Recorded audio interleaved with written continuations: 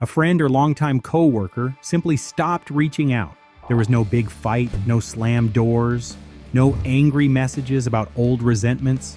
They just slowly and intentionally faded away. It is easy to brush this off as normal, like they are just swamped with work. Maybe they got exhausted by daily life. But this is not just a busy schedule. This is a deliberate disappearing act. But it isn't cold.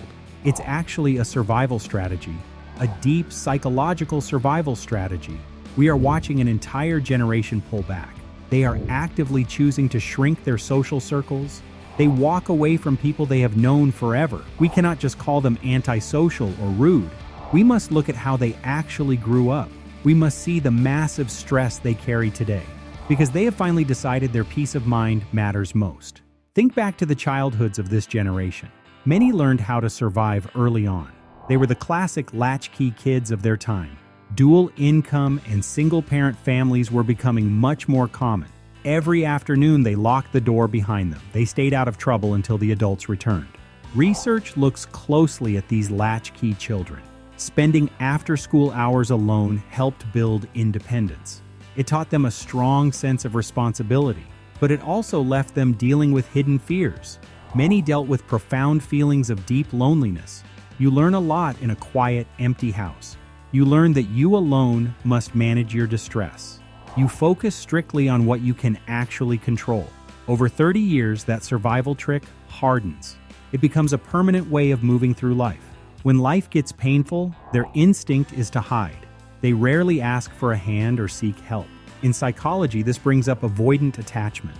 Studies track how childhood environments affect adult lives. Early emotional neglect often predicts avoidant attachment styles.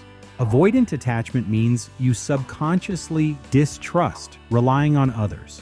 You believe asking for help is entirely unsafe. If nobody rescued you early on, vulnerability feels foolish. You learn to solve your problems in absolute silence. Keeping people at arm's length feels like security. It feels like the only safe way to survive. Yet their childhood is only the starting line. The real trigger is their crushing everyday life. Many built identities around being completely reliable and competent. They are the friends who fix everybody's problems. But being the dependable one comes with a tax. About 1 in 4 US adults is a caregiver. Nearly 30% belong to the sandwich generation. They are caught right in the messy middle. They juggle the demands of raising their own children. They simultaneously care for their aging parents. They are stretched incredibly thin every single day. This brings us to self-determination theory. This theory suggests all humans share 3 psychological needs. First, we need autonomy to control our own choices. Second, we need competence to feel capable and effective. Third, we need relatedness to feel connected to others. For the sandwich generation, these needs are at war. Their competence is demanded by everyone all day long. They are always fixing things for other people. Because of this, their autonomy is completely stripped away. They never choose how to spend their own time. When that happens, relatedness stops feeling like a bond. Relationships start to feel like a draining chore. They cut people off because they are running empty.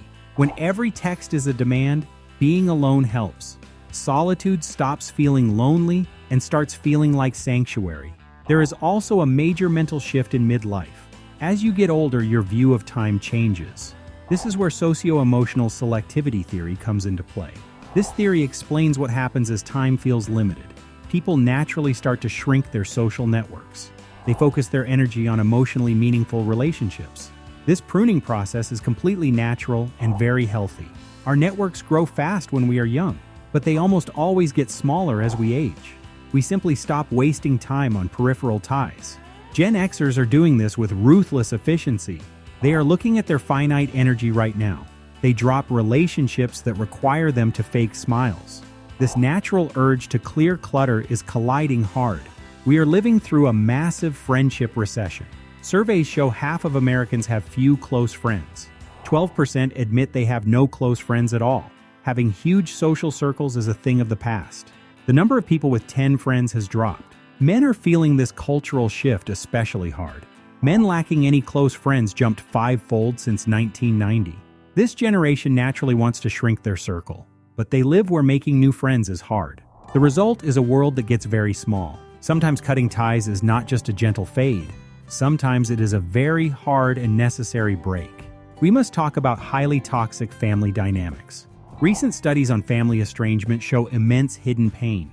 Adult children often cut off their parents or siblings. They do so because of terrible conflict and betrayal. They walk away from long histories of severe abuse.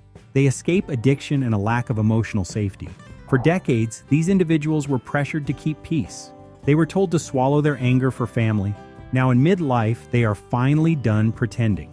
They give themselves permission to walk out for good. Our modern world adds another pressure cooker to relationships. It is not just personal drama anymore. People fight constantly over their core views of reality.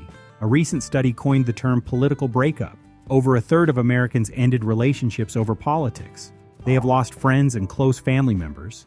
Having different values is a huge predictor of estrangement. A political stance is no longer just an opinion. It feels like a direct attack on their humanity. A relationship can suddenly feel entirely morally compromising. Cutting the cord feels like a necessary moral defense. There is one more secret to this. It is the crushing and quiet shame of money. Midlife makes retirement a truly terrifying reality for them. They survived economic crashes, and the math looks bad. Retirement savings for this generation are alarmingly low. Emergency funds are often barely enough to cover basics. Many have already drained what little they had saved. A massive portion has absolutely nothing saved at all. Being financially insecure is an incredibly isolating experience. You cannot afford to travel or go to dinners. It is easier to just ghost the group chat. It is easier than explaining your terror about money. Shame always makes people very quiet and withdrawn. This brings us to the danger of cutting ties. Gen X spent 50 years dealing with stress and demands. Total silence feels like heaven to their nervous system. But you must also accept the other reality. Peace can accidentally turn into a lonely prison. Now, walking away from toxic people is absolutely necessary. But long-term social isolation comes with a brutal cost. It comes with risks of chronic loneliness. It severely increases your risk for depression and anxiety. It raises risks for heart disease, stroke, and dementia. The peace you chase can become a health crisis. Your inner child finally has the quiet they wanted. But the human body does not care about independence. It physically requires warmth and connection to survive. We need regulation that only comes from other people. If you are pulling away, your reaction makes sense. It is the intelligent response of a tired mind. Your overworked body is just looking for a break. You are trying to survive in a demanding world. It asks for everything and gives very little back. But you must also see the trap ahead. Extreme self-reliance is a shield, but a cold home. If someone you love is pulling away, be gentle. Try not to take their absence personally right now. Do not demand an explanation they cannot give. Do not make them feel guilty for being tired. Their silence is not an attack on you. It is a quiet plea for a different connection. They want a place where they do not perform. They just want to be allowed to finally exist.